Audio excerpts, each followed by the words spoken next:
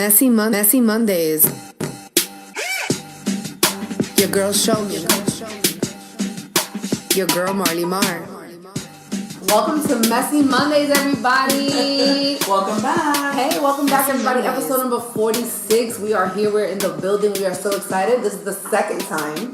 We are still together in the same space. We are still together in the same space. Seattle and Miami have united, ladies and gentlemen. I feel like I've been here for 2 weeks. It's only just been like 5 days, but the past 5 days have been absolutely amazing. And a lot of memories just flooding back. Right. And a lot of you trying to convince me to move back home. But okay, the Pacific Northwest has my heart a little bit. And so the humidity, since Marley with the weather, how do you feel about the good old southern humidity? It was hot as shit yesterday, yes. And I don't play that game, and I don't enjoy that. We were at Coral Gables, and it was just hot. Like, I couldn't take it. Where are you at in the Northwest? Seattle. What the fuck? I was going to ask you guys about that. Nice, Seattle. I've done my part in the research. Right. I think someone, by the way, that was a little teaser. You feel me? We got some guys in the building. The Pacific Northwest represents. That's very specific. It sounds very geographical when we say it that way. So, because I don't know if anyone knows, if those of you have been paying attention, Marley loves to discuss the weather. Like, she's very affected by her atmosphere. Because it affects your whole day, your personality. And since I've moved out there to Seattle, that shit ruins your whole day. And your hair. Your hair, what you're wearing, your shoes, if you don't have your boots on you, all that foolishness that you have to learn. And it floods here, but out there it's a whole nother level. Well, we welcome you here in sunny Florida. But I'm ready for my 4 seasons. It's gonna be fun. There we go. All right, so guys, check this out.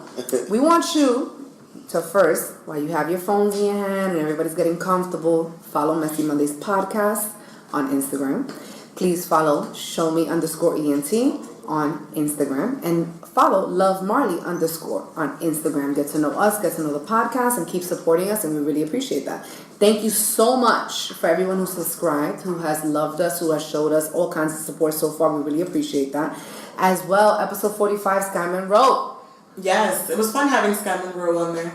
She's very talented. I was enjoying the rest of her music and other things that she was sending us. And she has a new single coming out, I believe it's the 9th. So look out for that. But thank you to Skyman Rowe for definitely joining us and her hospitality, of course. Yes. We actually recorded at her place because that was the only time we had. And we were like in the third bedroom, which is the kids' bedroom with the Pokemon, all that. It's all of the historical things that in the future of Messy Mondays, we're going to be like, remember that day we were in a child's room. Right. It was just... Before we blew up. We were like recording in the trenches. So, those are the moments that we really appreciate. And we actually documented that because we said it. We were like, you know what? All 3 of us are going to be popping one day. So let's take a picture. So Skyman Rowe, make sure to follow her at Skyman Rowe Music. That's on Instagram, Twitter, as well as YouTube. And make sure to support her. Her music is dope. And she's pretty, guys, for the men. Okay? So, very special thank you. I would like to take a moment to Coast Live Music Conference. You guys hosted an amazing experience for everybody and giving a platform to artists to network and to build. It wasn't only about the 50,000. By the way, that's what they won. It wasn't only about the money. It was about the fact that we got to collaborate, meet people and whatever. And me being a person that was invited to do the podcasting, representing Messy Monday podcast, I was very honored because I got to learn so much about myself as an individual, and I got to learn so much about a lot of upcoming art, music, and talent in the industry. I met producers, I met singers, I met rappers, I met writers, I met people that have been in the game. I got to listen to people that I admire. I got to hear a female tell me about what it's like to work for Rock Nation, and the best thing she said, I think, what's her name? Is it meeting Beyonce? Sweetness. Her thing was, she goes, if you're going to work in a male industry, you got to think like a man. Oh. You got to talk like a man, and you got to act like a man, because then a man is going to understand that it's about business and not about anything else. She said it in a different way, but that's what I took from it. So I felt as if, you know what, this female in this all-male panel, in this 98% male environment, is speaking real truth to us right now. And I really appreciate that sweetness, and thank you. That resonated with me. So I feel like there's a lot of value to Coast. I love the mixtape vibe. I love the live music. I love the competitions. I love the money. It's just an awesome environment. And We love you too. So there you go. So much love in the world. We just want to say that thank you for allowing Messy Mondays to be a part of that in any way, shape, or form. And please always reach out to us again in the future because we'll be more than happy to assist, support, and be a part of the movement. With that being said, guys, we do have some guests. So we are super excited that your connections and conversations that you've had with Coast to Coast, and you had some great interviews also. So that was fantastic. About 38 guys. 38 people? 38. Working. Hustle. Hurt. And some of those are live on Facebook as well. If you want to check those out and see those conversations, how those went. So that's fantastic. And of course, we have special guests that come straight from Coast to Coast. And I want them to introduce themselves. So first, we're going to introduce Fats from Coast to Coast, and I want you to introduce who we're here with also. I'm Fats from Coast to Coast, the CEO. We're here with an artist that we manage named Eso Xo Supreme. Nice. From Portland. And he's from Portland, from the Northwest. Look at that. Which gets me really excited because I'm trying to figure out the music scene that is the Pacific Northwest. We got to put it together, right? I wouldn't try to. Have you tried that?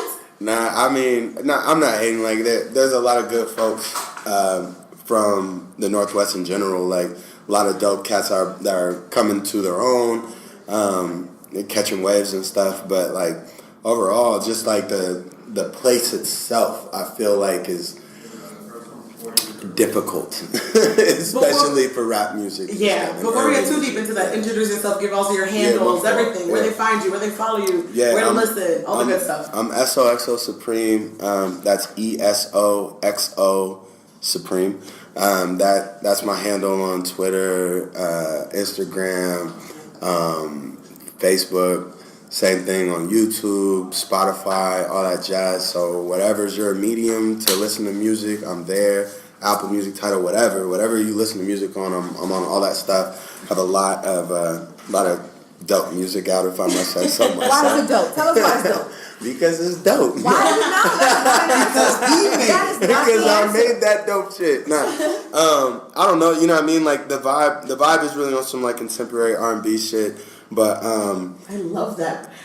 I love the words contemporary R&B because it goes like it's just like the like rolls off and you'd be like, oh, that's kind of my vibe. It's kind of like modern feng shui. It's like, damn, that's a nice house. You know what I mean? Like, yeah, that's a good vibe. Because someone said my house is modern contemporary, and I was like, oh, that's the word. That's what that is. Yeah. My style. So when you say contemporary R&B, you're like, I think that's my style. The way that you said it, I was like, I think that's like the new, but like the soul. Right. Yeah, it has a little bit. So I love that, and I love that you know your category and you know what that drift is. Go ahead, Faz. You gotta know what you're doing. Go ahead, Faz. Get them categories the right way. Go ahead. That's management right there. So tell us more about the music. Man, we're about to open a can of worms. So it's like contemporary R&B stuff. I feel like I try to. How do I say this, bro? Like, you know what I mean? There's some stuff that's a little more rappy. There's just some stuff that's a little more sing-songy. But overall, I feel like there's like a overarching message that I'm trying to get across and stuff. And so that's why I think it's dope. And I feel like for people that really like sink into my music, they find those breadcrumbs. You know what I mean? And like a lot of people that have been, heavy since the beginning of this brand, they resonate to those breadcrumbs, and they always come back to me like, yo, like, you helped me through this, you helped me through that. And I mean, I know a lot of artists probably get that kind of interaction with certain people about certain things, but specifically, like, my breadcrumbs, like, they are, I don't want to say like religious based, but it's philosophy based, you know what I mean? So, things that you believe in. Exactly, there you go. So those breadcrumbs, that it's important to me, you know what I mean? And it's just like, don't get me wrong, I have ratchet ass songs and shit too, but still, it's like the breadth of the work is focused towards that, you know what I mean? So it's like when people catch on to it and start looking into it, that's what I appreciate, and that's what makes it dope to me. I like the little breadcrumbs that are ratchet. It's like when you mix a little bit of things in there. That's always good. We all need a balance in life. Right. Yeah, life is all about balance and how you make it. Exactly. We were previously talking about the Pacific Northwest. So how are you based out of here, based out of there? I'm based out of Portland. probably gonna move real soon. But yeah, I'm Where based out though? of Are you Portland. coming to Miami? I mean, it's a debate right now. Oh, It's between Miami and LA for me. But yeah, I'm based out of Portland. I mean, I love that's like my hometown. I love Portland, all that jazz. But it's been a very trying thing, especially like you would expect. Like Portland's the type of place that will fuck with you heavy when they see you doing shit elsewhere. You know what I mean? Yeah. It's a catch-22 because it's like. There are real life fans in Portland, like for sure, motherfuckers that die hard for shit. But it's just like in the development process, I don't put a lot of energy into Portland, and not to hate on Portland. I love Portland, whatever. But it's just like from an energy and a marketing dollar and all that kind of shit. Like it's hard to put out there. Oh God, bro! Because for me, being out there, I find it hard to find shows that I'm interested in. And right. Going to certain things, and you have to really find your niche and your group and people. And you can oversaturate there really fast. Yes. Really fast. Yes. It's not a big. It's a smaller community? Yeah, I mean it's only like a million plus people there or some shit like that. I don't even know if there's a million yet. I think in the whole Northwest too is just that small. It's not that small town, but it's the small town mentality of like you said. They want to see if it's from there, it's not official. Mm-hmm. Yeah. Oh, right. They want to see things. And it's crazy, bro, because there's some dope talent. So may I ask you a question? Yeah. What is the music genre that is powerful there? Because there always is some type of a vibe for everything. I mean, like urban music is definitely. I mean, like for the Northwest in general, I feel like historically speaking, it was like a lot of rock. You know what I mean? Like you had like Nirvana in Seattle and Soundgarden and fucking Pearl Jam, all that jazz, and then Everclear came up out of the Portland area. Jimmy Hendrix. Oh yeah, Jimi Hendrix. But that Jimmy who? Who is this Jimmy you speak of? Remember Jimmy? I think he may have played a guitar. By the way, he played a little guitar. Maybe. I oddly nearby Jimi Hendrix's cemetery. But Were you right? Yeah. It's oh my God! Do you guys do your witch stuff? crazy. Oh, that's another No. conversation. But that's like a lot of Seattle. I mean, Portland. I mean, Portland. You had there's a bunch. What was it called? Dandy. Some whatever. Fuck. Anyway, there's a lot of like rock based music that gets way more action. I feel like rock gets way more play up there than urban music. Lately, I'd say the past like 5 years or so, urban music has established a little more foothold in the market, but it's still fickle as fuck. But is it because urban music is pop? It's just because it's popular. Yeah. Right. Yeah. It's just like anywhere else is getting better, but I still think like in terms of especially independent music, like for example, when we try to rent venues there for coast to coast shows, it's harder than any other market just because of the bias they have towards hip hop and the violence and stuff. And we book venues everywhere around the world, 7 different countries, 30 shows a month. But I cannot book a Seattle or a Portland venue. I believe that. Yeah, And they trip. out of the They hundreds trip. of It's really venues, weird. That's wild. it's usually your crowd. But do you know that they're missing out on money? Do they know? I think they're well aware. Yeah, The they're funny willing thing to is that risk it. remember that Portland area, there's the Adidas and Nike headquarters. Right. And those folks that work there are part of wanting to have something that's still that urban music and still keeping up with what's happening with everywhere. So you're surprised that they don't actually more opening to that venues and those kind of artists and music coming out there. Right. Yeah. And that's why you find it weird that they're missing, like, they're just not too open for it. And I find it difficult myself. A lot of shows that I find are underground, kind of folk music, up and coming bands and things, which is all cool because you find great shit. Right. But when you're looking for like dope, just R&B or hip hop artists, it's very trickled and very small. But you know what? between. It's even like the first time I saw, I don't know if I'm dating myself, the first time I saw Gym Class Heroes, right? I saw them when I was like a freshman in college and whatever. And like when I saw them perform, they just came and they were like this no-name band and no one even knew who they were. But then when they performed there, I knew that I was satisfied in my head. Being a music head, I'm like, these dudes are going to make it. You see what I'm saying? So it's like everybody was like, oh, this is a great band. And the people who went, it was like an urban feel, whatever. But because they tried something different and they had a rock band come out, a year and a half later, they had a relevant career. Yeah. Too bad that I think because of drug overdose, that band didn't continue going forward because they had issues with the members. But the point is, that sometimes when you try something outside of the scope of things, it does work out and it opens up another demographic of fans for that artist and it does bridge a gap. So I'm sad to hear. I think think they're that in slowly Seattle opening and in into Portland and places like that, they're not giving an opportunity for hip hop, rap, or popular music at this point to have an avenue to promote that and channel that, because that it really is a very unifying music, because it's used in something globally. It's a catch-22, and I'm not, and don't get me wrong, I'm not trying to put some negative spin on urban music whatsoever. Violent shit happens at all anywhere. Anywhere, bro. The motherfuckers get shot at country shows, like whatever. Right. Anyway, so but I mean, shit does happen sometimes, and it's like it gets related back to urban music, and when you have a culture that is quite oppressive to urban black, minorities and shit, already. And so they're looking for reasons to black tape and all that kind of shit. Then it's just like, okay, well, there was a shooting around the corner from a show, or there was a shooting around the corner in general, and there happened to be a fucking hip hop show. Oh, we're pinning it on you guys. You know what I'm saying? So it's just like, there's already, you also have to understand there's already a culture in the Northwest of, like, it was one of the last KKK strongholds. It was one of the last fucking places that black people couldn't own property. Like my mom's from Portland, so she fed me all the rap. And then when I was in school, I took some crazy sociology classes that were speaking on this shit. But I mean, it's a whole other topic. But bottom line is that you had a lot of systemic things going on in this region for years and years and years, and this is just furthering. People forget that I'm living in Seattle, which is the most progressive part of the whole state of Washington. Right. This was this thing. I might think one thing, and you live in Portland. Right. That's the bro. So this is what happened in the sociology class I took, right?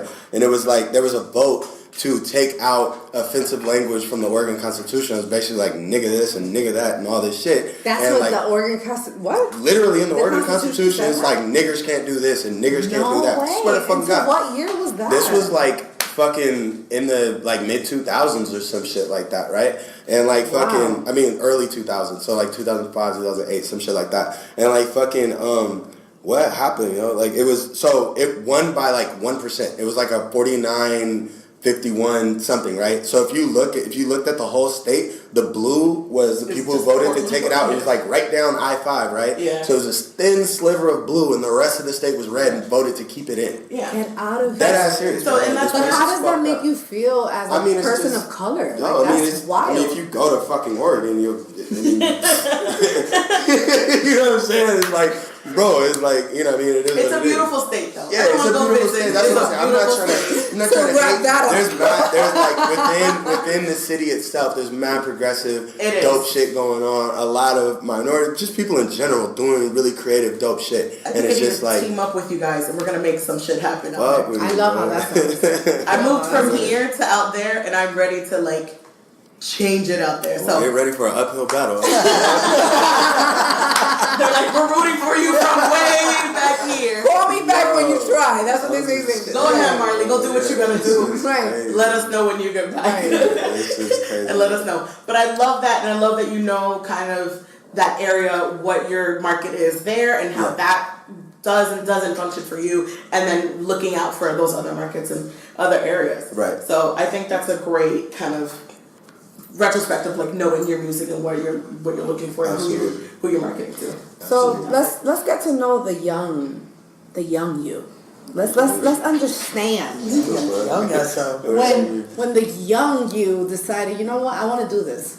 This is who I am. I'm an artist. I make music. I'm a creator. Open up a super can of worms. Yeah, but sometimes those are the things that make people understand and make you relatable. You feel me? So it's why not? So when people hear your music, because I did look at your website and I checked it out, and I read your bio, and one thing I can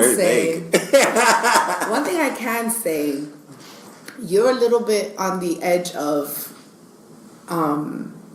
very colorful description in the way that you feel. Your feelings transpire very clearly. I'm an emotional when you attack. And the next word was emotional. So location was in the middle of nowhere, sadness and darkness. It was something very deep. You feel me? And it's to me, it's okay, this guy's one of those guys. He's very in tune with himself, and he likes to discuss and put it the inside out, and kind of expose himself and be vulnerable and kind of just be weak with his audience. That's your vibe.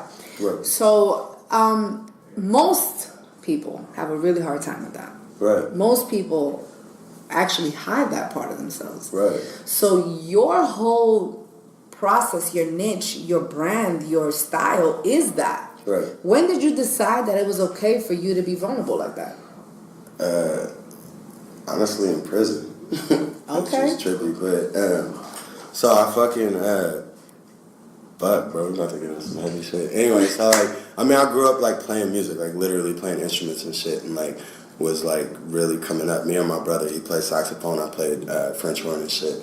And we played it. Yeah, he's cold, bro. It's fucking cold as shit. I don't know how good you were, but your brother's good. Bro, we're just winning awards. Wait, why the French horn though? I don't random, bro. Like I was playing drums. I was like mad young. I was like 5 or 6 or some shit, and I was playing drums in this inner city program for like, I don't know, it was like an inner city band. It was like this inner city program that the city was popping off at the time, and I was playing drums, and the conductor or whatever was like, yo, we need a fucking French horn player. I was like, fuck that.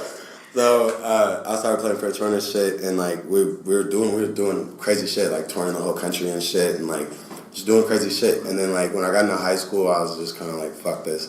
But like it was kind of like a rebellion thing, because like at a certain point we got so good that like my parents were like, nah, fuck that, you gonna stick with this and ride this out. I was like, I don't fucking want to do it, you know what I mean?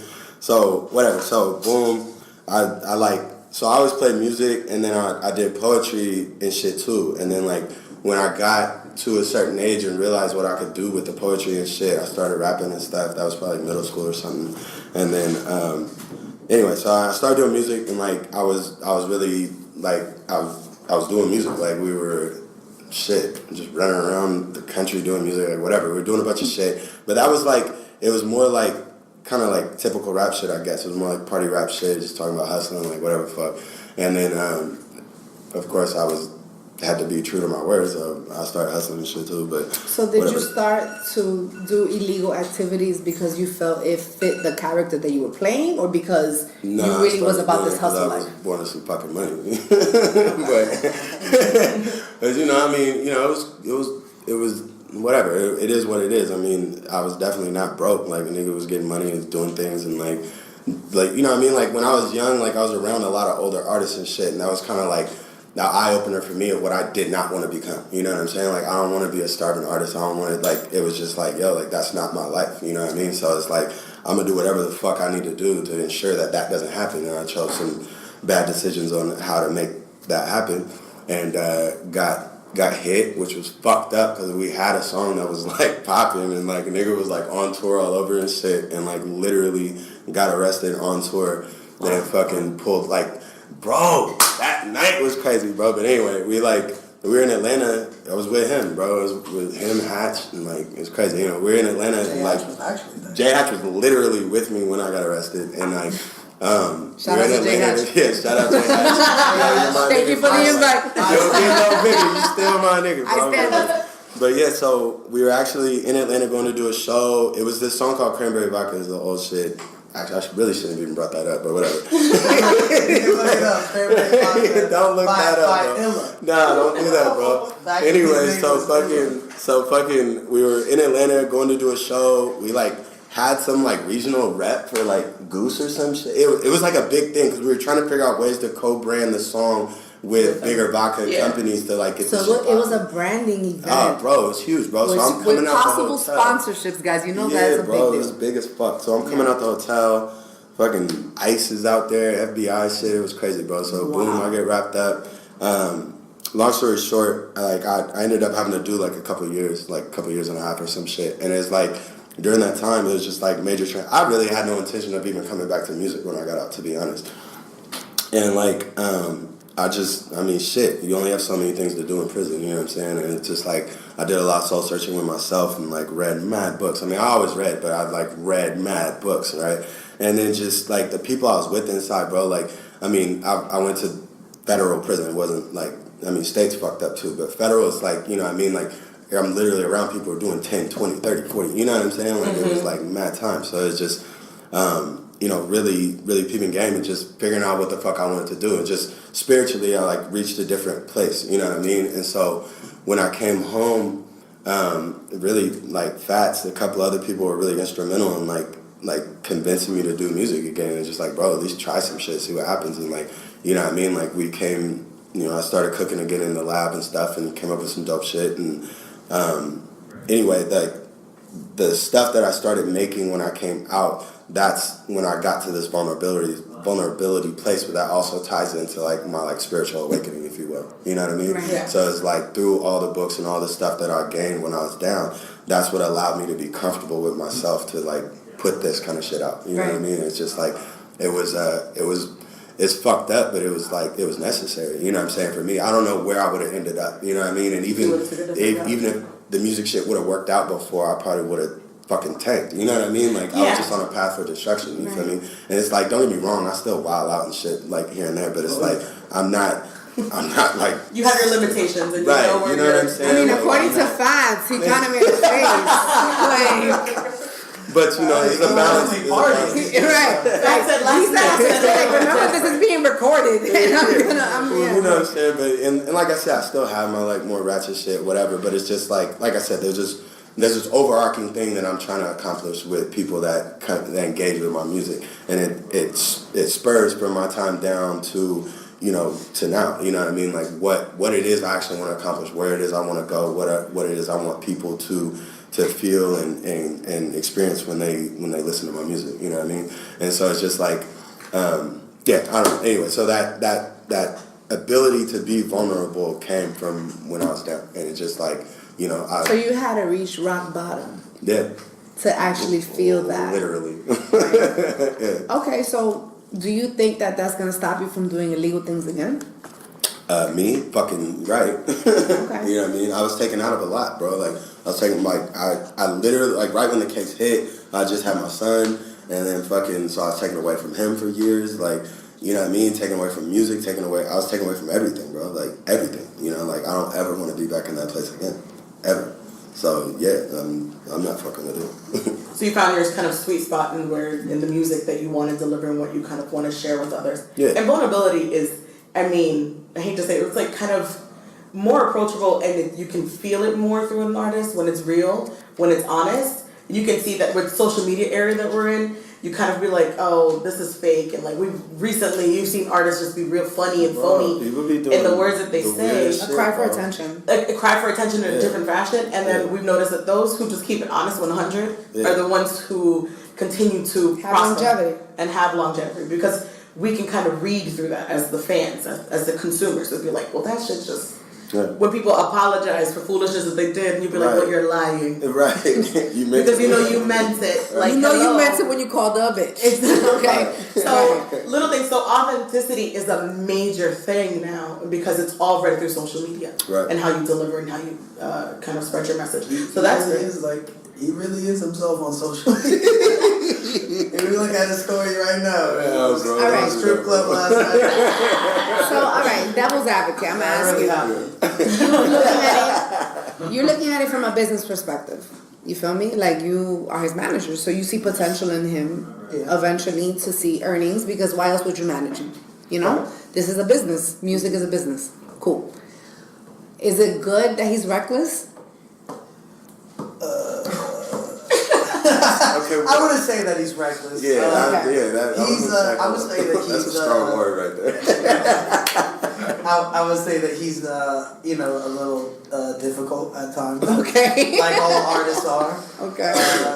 He has an ego of an artist, but not. The good thing is he doesn't have an ego when it comes to like working, and industry people. He's just got a lot of people tugging on him from all angles at one time. It's hard to get him to a certain place at a certain time, and all that stuff. But that kind of comes with the territory. The territory, and he's also he's a pretty live dude. That he's always. He's out 6 days a week out in Portland. You know what I mean? But wait, let's. I'm not out like. Am I lying? Nah, bro, but I'm out, bro. You know where I'm at. I'm in the fucking studio. By the way, everyone is shaking their head in the office. Everyone in this room. Let me finish though, because he works. He does work. Hold on, bro. Let's clarify. Both on other things and in the studio. But my point is just that he's always going. He doesn't sleep much. And when He's he a busy sleeps, guy. When he sleeps, it's usually like right now he'll nod off in the chair for a little while, and then he'll be back up. That's that rock star like But honestly, he don't sleep that much. He's either working or in the studio or partying. Right. So that's what I mean by it's not he's sitting around doing nothing. He's just everywhere all at one time, just like anybody. It's hard to Hustling.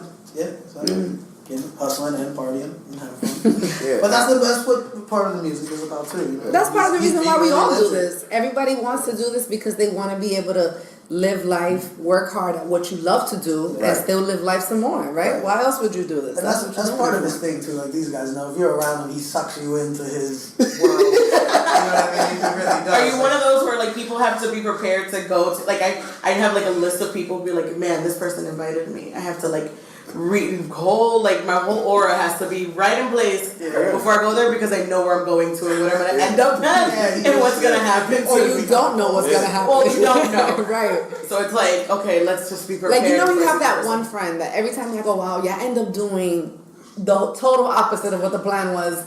And you I feel like that's his vibe. Right.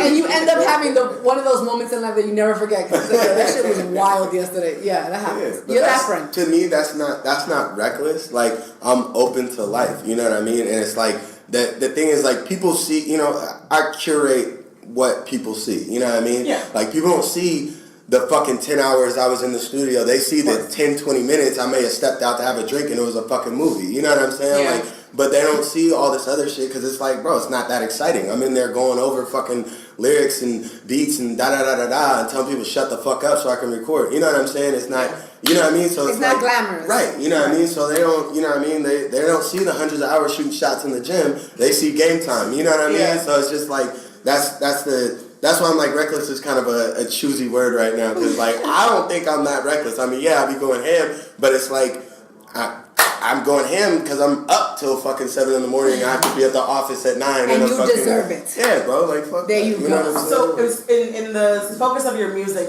what are some of your influences? Like growing up, just like because I know you mentioned playing the French horn, and that is like weird, classical. No, but I mean, you know what's crazy? That's outside of urban. Yeah, way outside. I mean, what's crazy? I mean, like my moms and pops were very, very. I want to say eclectic, but really, I mean, they were just heavy into soul music. You know what I mean? So I was raised, as far as what they played, on a lot of that shit. And then, like, when I was younger, I was actually, like, really into rock and shit. And then fucking, I, like, evolved into hip-hop. Like, my brother used to always make fun of me and shit. Like, bro, why you listening to this trash? You know what I mean? Mm-hmm. But, like, fucking, I kind of evolved into hip-hop. But then, like, the classical shit, I mean, I spent so much time playing it. It's not like I'll go home and listen to Bach or some shit. You know what I mean? Yeah. But it's like I spent so much time playing it, it couldn't help but have an effect on shit. And so like when I started producing and shit, I would I would be in rehearsals for orchestras or whatever the fuck and be like listening to parts like, damn, that'd be a cool sample. You know what I mean? Like, and just like flipping shit in my head. You know what I mean? So and your ear has completely you know what I mean? feed into a lot of areas. Which I think is awesome. That's dope as fuck. It was definitely. I mean, as much as I didn't like that time in my life, like it has a very crucial impact on my growth. You know what I mean? Especially the people I was around and shit. Like I was around some crazy talented like individuals, whether they were composers, other fellow players of different instruments or whatever the fuck. Just like I mean, I don't know. There's this chick I went to art school and shit too. When I was in high school, I got the scholarship and whatever the fuck. But anyway, this chick I went to school with, her name's Esperanza Spalding. She's won I think she's won 1 or 2 Grammys at this point. But dope. like, she's mad dope. Like this is who I was around when I was we actually had a little fucking jazz hip hop band, whatever the fuck together. Like it was. So anyway, I was around very, very, very, very talented people like my whole life. You know what I mean? It's just like. That couldn't help but have an impact on you. It rubs off on you somehow. Yeah. But that reminds me of Mom is Always Right. We had an episode where like, damn, you don't realize until you're older that your mom or your parent was always right. Right. So then you think about it, they gave you that French horn or whoever, and it was like now it has a purpose for you. Right. And being surrounded by all that music has a reason for later. Because now you have an advantage of that ear and that sound of something to use ahead of everybody else. Right. You can make some shit happen. Be like, oh, because you know what? Because I know that's Bach and I know this is the line. Right. And blah, blah, blah.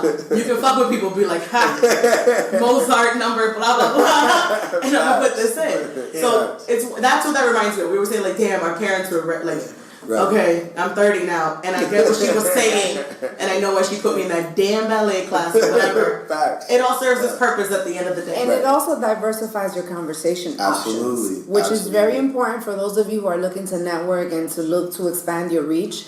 It's important to be able to be a chameleon and be able to adapt to environments. Yeah. The fact that you have that classical music background, you can have conversations with people that will not be able to have a conversation with an average rapper. Yeah. You see what I'm saying? So that does give you a leg up. I want to speak on that real quick because, like, you know, I do a lot of weird shit. Like, I associate with weird people. These motherfuckers is always on my Weird helmet is, shit. by the way, Pacific Northwest is weird. It's weird as fuck, bro. Like, Portland's slogan is keep Portland weird, bro. Like, get the fuck out of it. And for me, I've learned, I was like, I have to accept the weirdness that is happening all around me. But that's just how people are. But I really wanted to speak on that, diversifying your circle. Like, I mean, I have a lot of different people that I talk to, like, on a daily basis that are, like, have nothing to do with music. They're fucking painters or designers or, you know what I mean, marketing strategists for fucking something way to the left of anything that any logical person might find use of, but there's some use in it. You know what I mean? So it's just like just speaking to what you said, like growing up the way I grew up and having to interact with all these different kinds of people has put me in a good spot now to be able to have these conversations with all kinds of people that, you know what I mean? We just did this crazy interview with this dude named Brian Grafe, who was like the executive producer for the Saving Banksy movie, and like we like hung out, bro. Like we like high key hung out. He like manages a lot of muralists and shit, and they travel the world painting murals and shit all over the world. You know, like street artists and shit. And so we hung out, had some great conversation, like chill. You know what I mean? But just being in rooms with people like that and being able to have a kind of meaningful conversation, that motherfucker's on my line. You know what I'm saying? Like, yo, what do you got going on? Like, what's going? You know what I mean? Like, being culturally involved. involved. You know what I'm saying? Right. Kind of deal and knowing little things. Right. Like that It just lead opens to up what could happen for you, and it's just like, I don't know. That to me is dope as fuck. You know what I mean? Like, I don't want to be boxed in anything. You know what I mean? Like, oh, you can only do this. Like, nah, I hate that. You can't tell me what I can't do. You know what I mean? Yeah. I think that's one of the reasons why I'm such a big fan of the whole coast to coast concept that you guys have going on. Because I know that clearly, you know, everybody always thinks that the world is as big as what surrounds you. So it's like everybody wants to be popping in their own environment, or they want to be popping based on who it is that they follow on their social media streams. You know, everything is always your own world, your own box. And I think that because music is so global now, because the niche right now is to be worldwide, and that's really what makes you relevant and all of that. And we know that the scale has grown. American music is the most powerful music in the world. So it's like we understand that scale. And to know that people have an avenue where you guys created a community for people, basically. Right. Where people can actually interact with acts from other countries. You say 7 countries, right? That's 7 countries is what we do, right? okay. So what are those countries? So, United States, Canada, UK, France, Germany, Amsterdam, Australia. Okay, that's amazing. There's a lot of versatility in the languages in some of those countries, right? Yeah, for sure. So how do you guys deal with listening to, let's say, a singer, a vocalist, a rapper that's singing in a different language? Well, really, it's the key to that is to have the judges from, the judges of our showcase will be from that market. So they'll be, when we do it in France, we have like a platinum producer from France, that speaks French, and a couple other, a French DJ who speaks French. So it usually just kind of works itself out like that, as far as, the people who are actually judging and scoring these performers usually speak the language. And music is so dope that you don't even need, there were some people who performed this past weekend that weren't speaking English, and it was great. Music is one of those things where, you don't necessarily need to know the language to vibe to the music, but as far as them, like, checking in and registering and giving you the show stuff, that's crazy. That's when the challenge happens. Yeah, okay. but We need Google Translate for that. Yeah. We have a guy named Gareth. Shout out to Gareth. He does all of our European shows, and he's a great guy. He's from London, actually. These guys, she knows him, and he handles it very well. He can, even if he doesn't speak the language, you can get somebody to translate for you or whatever. Right. So I know that this weekend you guys recently had a winner, and you guys had someone win $50,000. Mm-hmm. Amazing. Super dope. Awesome. I love numbers like that, right? Yeah. Now we talking. Let's cook. Let's do this. Let's compete because now we're talking about money. Yeah. Now I can actually do something with this money. How did this person get to this point? How long did it take for them to win? How does a person compete next year? So basically, the World Championship is for every first place winner. So we do 30 shows every month in 30 different cities. So throughout the year, 360 to 400 shows depending on the schedule, and they all get to come to Miami Labor Day weekend to compete in the championship. So first they have to sign up for our showcase in their city. They have to win. It doesn't have to be their city, but whatever city they want, win that showcase. Then they get to come down to the championship and compete. This year we had almost 300 artists compete in the championship. It took us 3 days to judge them all, and then we had the top 30 out of those perform in the championship, and then we picked the top 5. So the top 5 actually got prizes. First place got $50,000, second place got $2,500, third place got $1,250, fourth place got $1,000, and fifth place even got $500. You guys had 2 fifth place winners this year. And we did 2 fifth because technically their scores were tied, and we liked them both, and might as well give them both the $500. That's awesome. Definitely not gonna have 2 first place winners. That's amazing. Y'all can split that. No, like it really is. It's awesome to see. This is my experience as being in the audience. I think the best part about it is that I got to sit there and I got to feel the energy and the hunger and the desire from the people in the audience. Yeah. You feel me? Like I feel like that's the experience that I really love the most because I podcast and I do stuff and I network. So you meet artists all the time. You know what I mean? But you don't always get to see the artist be vulnerable and want it so bad. Because everybody always acts so cool and it's like, I've been popping. Like that's what everybody always acts and like. you can't hide that when You you're can't competing. hide that, right. You're already putting it on your sleeve. So, But like, I'm out here trying to make this money. Right. I'm trying to win this Exactly. And it's not even about the money sometimes. It's about saying I won. You know what I mean? And it's like sitting there and being in the audience and just like watching everybody and it's like everybody's just like on edge and it's like you hear the 5th place and you hear some people's just souls just crushing. Yeah. And then you hear the 3rd place and more souls are crushing. And you're like, yo, this is so intense. Like it's dope. And I don't mean it in a way to make fun of people who didn't win or whatever, because at the end of the day, if you made it to the top 30, that's very impressive. Based on the numbers that you just said, for you to even get to that caliber, that's impressive. Thousands and thousands of That's artists. impressive. Yeah, for sure. Yeah, I mean, the great thing about this year, too, was that I really saw a lot of camaraderie between the artists. I agree. So, like, my Instagram has definitely been blowing up a lot more than usual just because there were so many artists this year and I talked to so many of them, took pictures with them all and stuff. And a bunch of them lost. And they're just, posting up posts thanking us, saying, even though I lost, I had an amazing time, the networking.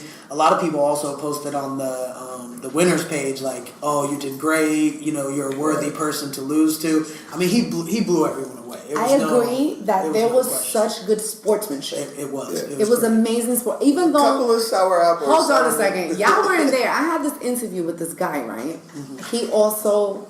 I think he Arizona is where he was from. By the way, no one that I interviewed was from Miami. Blew my mind.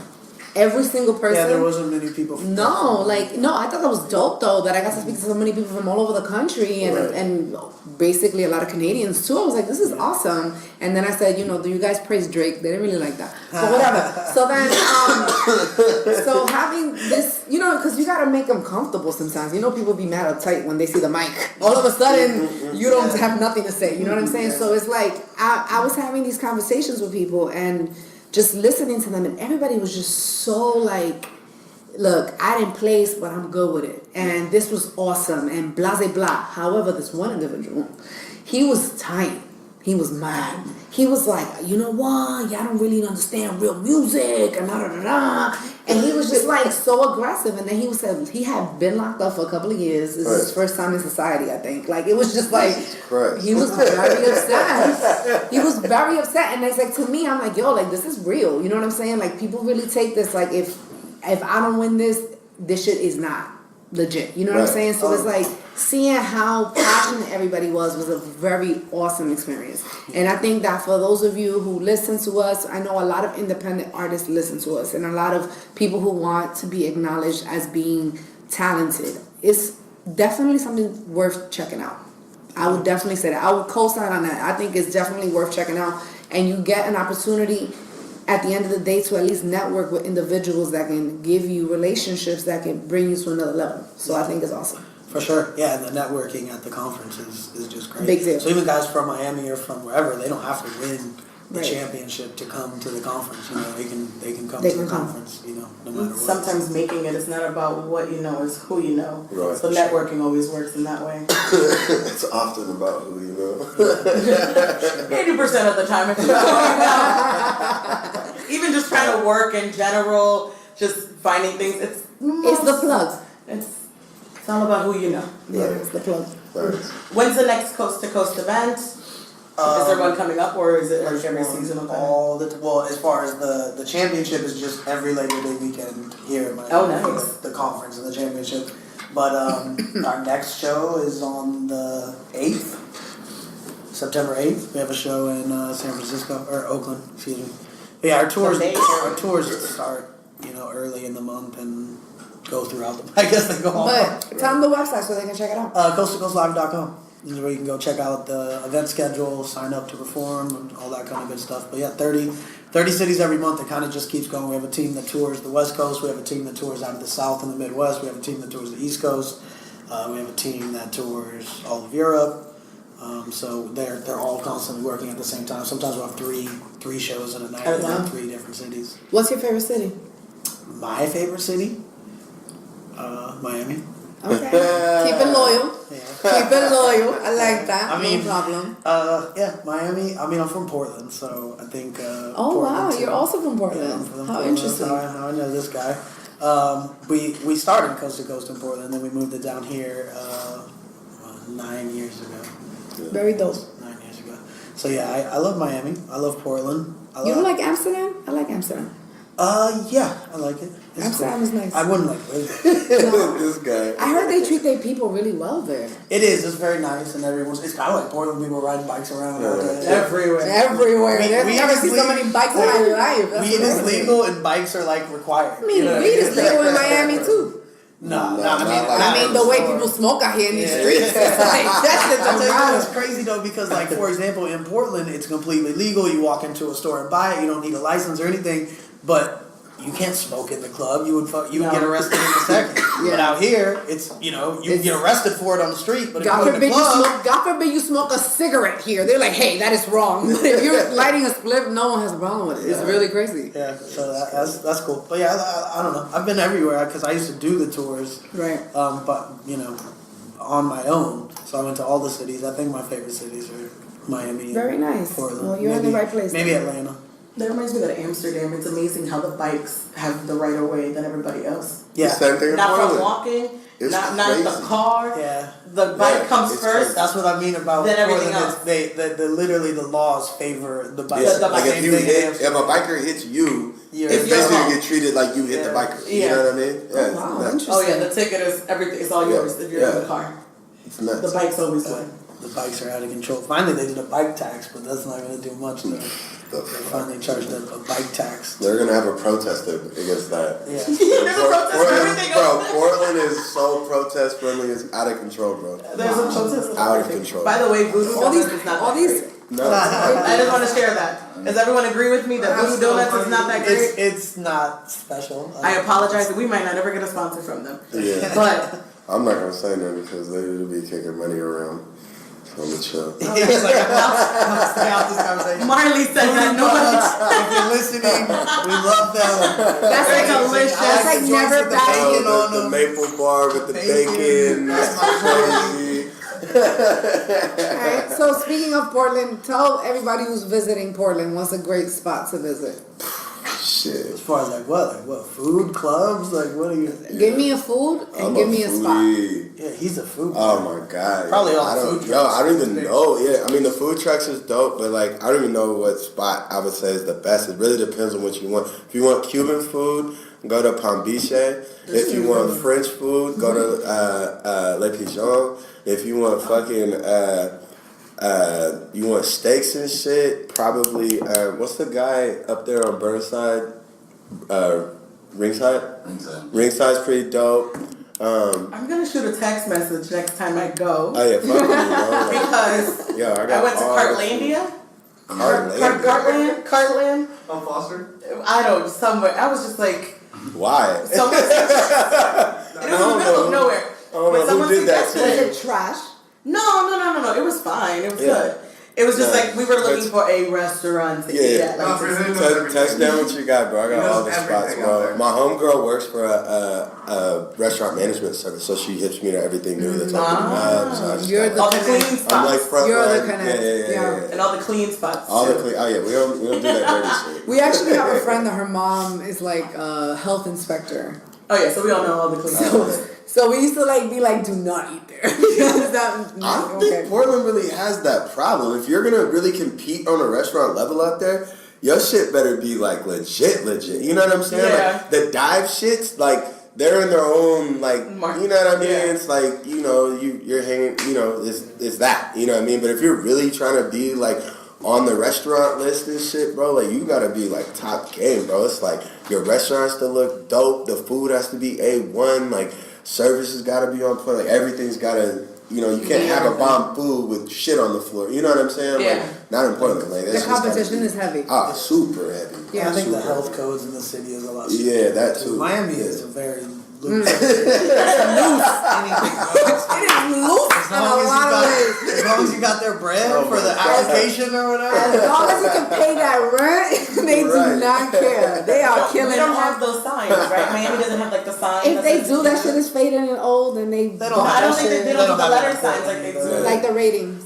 The ratings. Yeah. Seattle has the ratings. And I feel like For I'm still everybody in going New to York. places. Yeah, I don't Remember think- the I don't A think- restaurants, the B restaurants, the C Portland has restaurants. the rating. Like they're just looking if you got like a Zagat award or you got high Yelp, Oh, that's like all so that fire. shit, bro. Yeah. Yeah, bro. Seattle But, has You're held but accountable then they by be saying the like people. Zagat 2013. I'm like, that's a long time ago.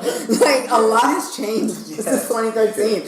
But anyway, let's get back to the point here. We want everyone to listen to your music, follow you, love I you. want everyone to listen to my music too. we want everybody to support you. We want everybody to spend money when it comes to you. We want people to go see you perform. We want people to love you. We want people to support the movement, the effort, and the everything. Now, this is your chance to tell everybody how to follow you, what to do when they do follow you, how to know to follow and come to your shows, and what cities you will be at next. Please share. Well, first of all, I'm not really doing like a ton of shows. Like I don't know. I was like, anyway, whatever. Anyway, but as far as the music goes, it's Eso Xo Supreme.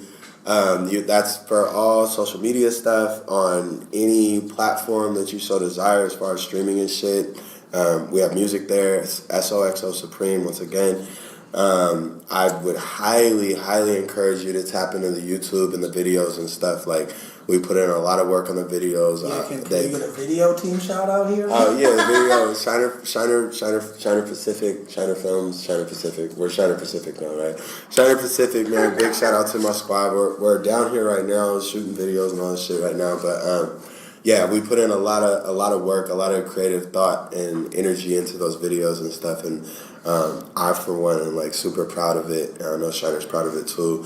But I would say that's a great entryway to the music is to go peep the videos and stuff. I think it'll give you an idea creatively of like what we're on. And then, from there, we have a lot of good shit. We just released a bunch of EPs over the summer. And then we're on a single schedule right now. So we're dropping singles like every 2 weeks. So there's just a lot of content coming. There's a lot of content already out. So go dive in. You know what I mean? But tap into YouTube first. Watch the videos. And Tell me your name again. shout outs to your team because the pictures are really nice. And then I like the artwork for Pisces because I'm a Pisces. So I just Hey. He did that take himself. home. He did that himself. He did that Oh, himself. well, I like that. And I was like, I'm a Pisces, and we're going to continue playing this song. Hey. So if you're looking for a market of just like Pisces, I was like, yep, that's the one. Speaking of Pisces, that's the newest single. If you are Pisces, this is for you. If you're not a birthday song? Pisces, you probably know a Pisces, so turn them on to it. But yeah, man, that's the newest single. Go check that Are you out. a traditional Pisces? What does that mean? He's a contemporary Smooth. We mean like just emotional shit? Fuck yeah. Clearly, he's emotional. Clearly, we've tapped into Emo as fuck. But there's also the indecisiveness kind of. Oh, Bruh, it's a problem. That goes like you really. It's a problem. On a personal scale, this is what I say. On a personal, we can't make personal decisions. We can make business decisions. Yeah. So personal Fuck with decisions, that. but it's gonna impact your life. You'll be like, I won't take that red shirt, or I don't want those sneakers. You're gonna do that, but if it becomes business, you'll be like, no, I need you to move, and I need you to go, and I wanted you to do this. I'm gonna tell you the secret sauce. Come on, man, let me have it. You gotta work with a Capricorn because it's a She's good a Capricorn. combination. Who's a Capricorn? It works really well. Nah, I thought it was Aries. Nah, I'm saying Capricorns are really good at making decisions. Word. Well, So I'm just letting you know, if you need a hitter, you make decisions.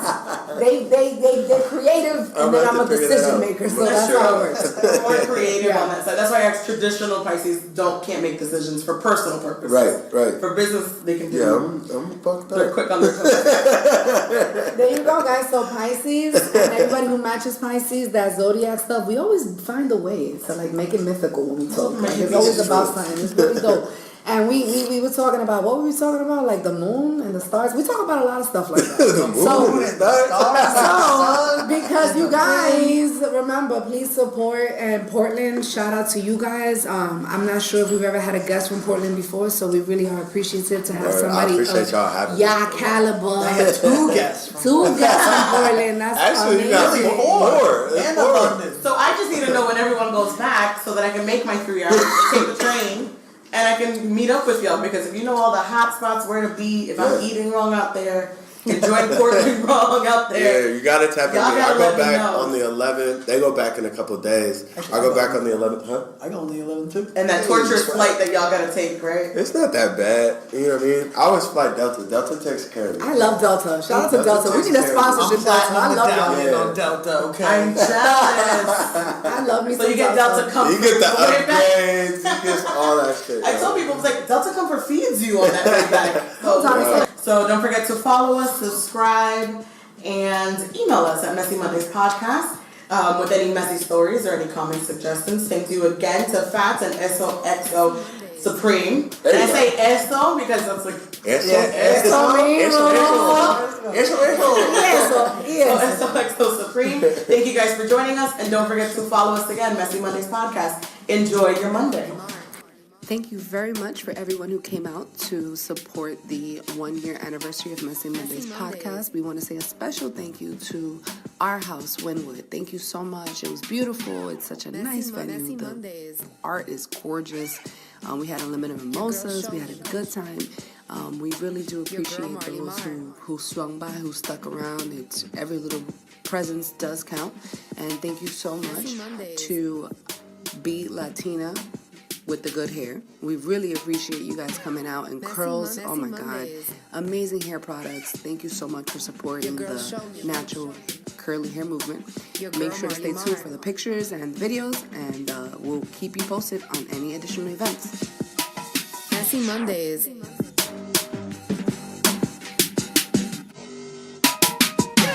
Messy Mondays.